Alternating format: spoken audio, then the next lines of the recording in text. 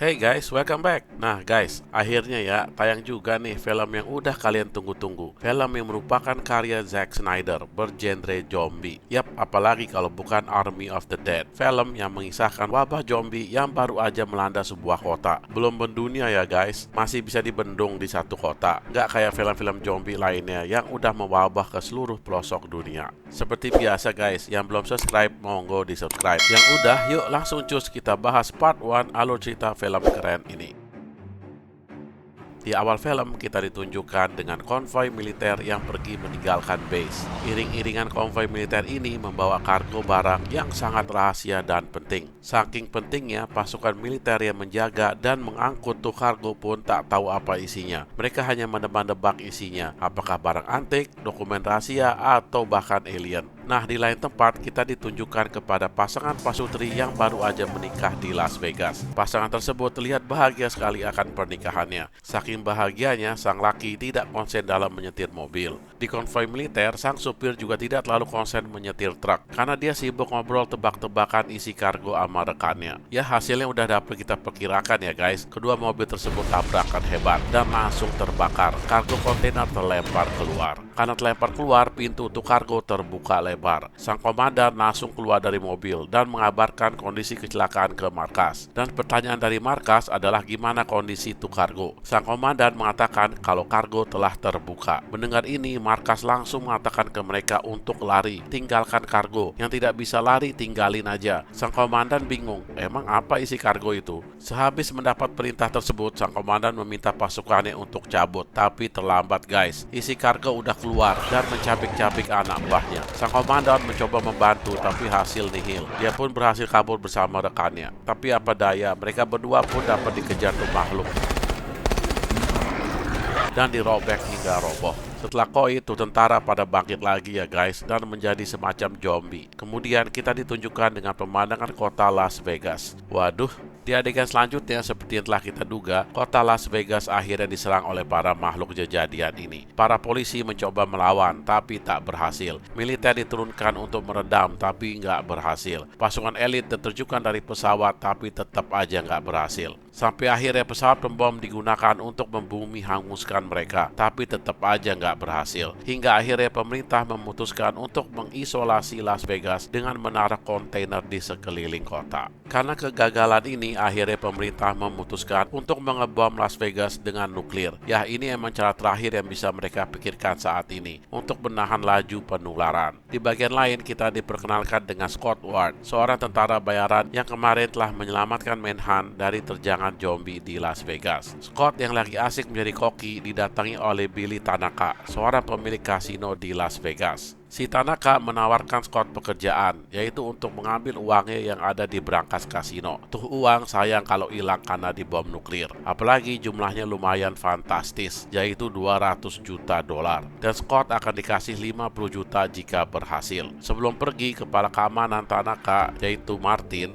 memberikan denah cetak biru mengenai brankas tersebut. Oh ya guys, istri si Scott ini ternyata telah terinfeksi ya dan dirobohkan oleh Scott sendiri yang disaksikan oleh putrinya bernama Kate. Kejadian ini masih membekas di dalam diri Scott. Setelah berpikir semalaman, akhirnya Scott mengabarkan ke Tanaka kalau dia menerima tawarannya tersebut. Oh iya, ini kayaknya ada yang aneh juga guys. Kenapa ada pejabat militer ya di tempatnya Tanaka? Dan sepertinya mereka kerjasama. Mungkin kita akan tahu keanehan ini di akhir film ya guys. Tanpa nunggu berlama-lama, Scott pun pergi mengumpulkan tim lamanya, yaitu Maria Cruz dan Van der Rohe. Scott tidak perlu membujuk-bujuk mereka, karena mereka berdua langsung setuju dengan hasil bayaran yang gede. Scott juga membutuhkan seorang pilot helikopter, maka dia merekrut Mariana Peters dan juga Ludwig Dieter, seorang ahli kunci untuk menjebol brankas. Dan yang terakhir, Scott merekrut Guzman sebagai penembak jitu. Tim pun mulai mempersiapkan diri mereka masing-masing untuk misi yang bisa dibilang agak sedeng, dan bisa jadi ini merupakan misi terakhir mereka.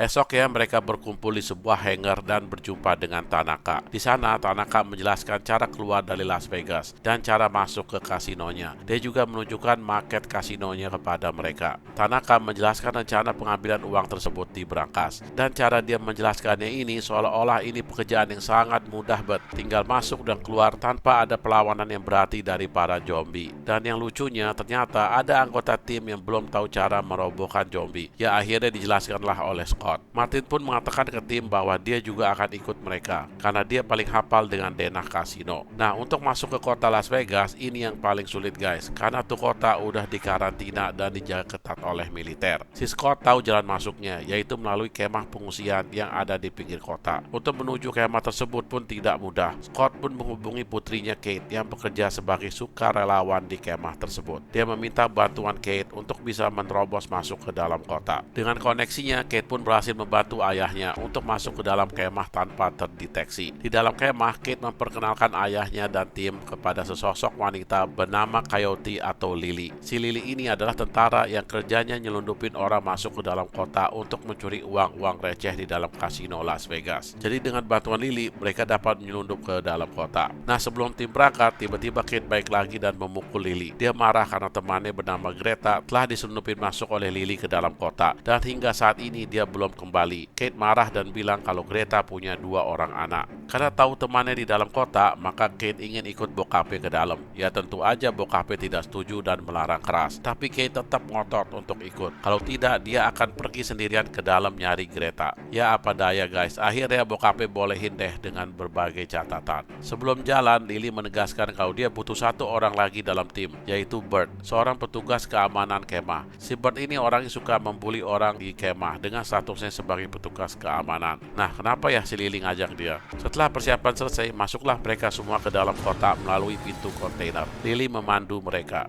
Martin melihat keahlian Lily dalam memandu. Dia pun mulai mendekati Lily dan mengajak ngobrol. Baru jalan beberapa lama, mereka udah dikejutkan dengan munculnya sesosok harimau. Dan bukan sembarangan harimau guys, ini harimau zombie. Dari tampangnya aja udah sangar. Tuh harimau bernama Valentine. Dia hanya mengendus-endus dan langsung pergi lagi. Lily menjelaskan kalau tuh harimau adalah penjaga awal kawasan. Dia pun langsung menghampiri Bert dan pura-pura ingin melihat senjatanya. Bert pun memberikan senjatanya tanpa curiga. Setelah mendapatkan senjatanya, Lily langsung melukai kaki Bert hingga dia roboh. Tim yang lain langsung protes, tapi Lily menjelaskan kalau tindakannya ini diperlukan untuk berdamai dengan para zombie karena mereka akan memasuki wilayahnya. Yang lain heran, ngapain berdamai? Mana bisa makhluk kejadian ini mikir dan berdamai? Mereka mana punya otak? Nah, di sini Lily menjelaskan kalau para makhluk ini ada 2 jenis. Yang pertama zombie biasa yang kagak punya otak, dan jenis yang kedua yaitu Alphas. Jenis ini yang paling berbahaya. Alphas ini gerakannya super cepat dan memiliki intelijen yang tinggi. Mereka lah penguasa baru kota Las Vegas. Untuk menunjukkan kalau mereka tunduk pada peraturan Alphas, maka mereka harus mempersembahkan kurban berbentuk manusia ke Alphas. Nah, inilah mengapa Lily membawa Bert. Bert lah yang akan dijadikan kurbannya. Lily juga menjelaskan kalau Bert ini bukan orang baik-baik. Dia acap kali melakukan pelecehan seksual kepada para pengungsi, bahkan memperkosa mereka. Jadi ya cocok dia jadi tunggalnya. Selang beberapa waktu muncullah para Alphas. Yang cewek bernama Bright. Si Bright melihat tumbal yang dipersembahkan ke mereka. Bert tak hentinya berontak minta tolong, tapi rekannya pada diam semua. Dan akhirnya sang alfa laki menarik Bert dan membawanya pergi. Perjalanan pun mereka lanjutkan, tapi mereka menghindari berjalan di tengah jalan dan memilih untuk berjalan dari bangunan ke bangunan. Perjalanan mereka diawasi oleh seorang alfa dari atas miniatur patung Liberty. Si Bert dibawa ke tempat liang mereka. Di sana dia melihat banyak banget zombie berkumpul. Dia sangat ketakutan dan akhirnya dia bertemu dengan sang pemimpin makhluk kejadian ini, yaitu zombie pertama bernama Zeus. Setelah mengamati Bert, Zeus kemudian menggigitnya dan melemparnya, yang kemudian digerogotin oleh para zombie lainnya. Nah, Peter sang pilot mengatakan ke Scott kalau dia nggak percaya sama Martin. Dia curiga kalau Martin ini hanya mata-mata untuk mengawasi mereka dan memiliki agenda tersendiri. Dan perjalanan mereka berjumpa dengan segerombolan zombie yang sedang hibernasi. Para makhluk ini seperti sedang tidur dan mereka tidak boleh terkena cahaya ataupun suara. Kalau tidak, mereka semua akan terbangun. Jadi mereka jalan pelan-pelan dan mengikuti cahaya dari glowing stick yang diletakkan oleh Scott.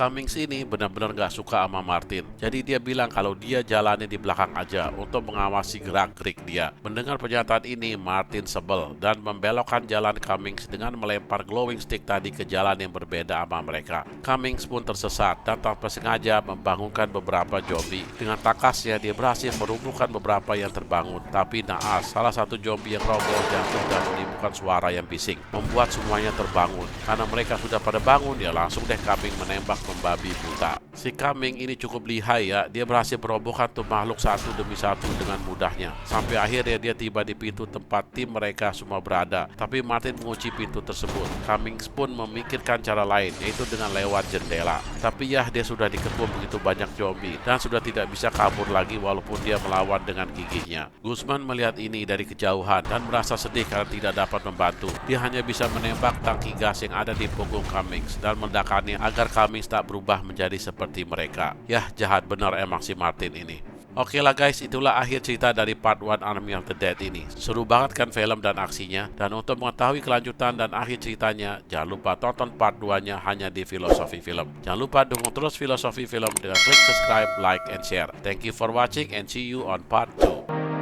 Jangan lupa tonton video kita yang lain ya guys. Dan jangan lupa klik subscribe. See you.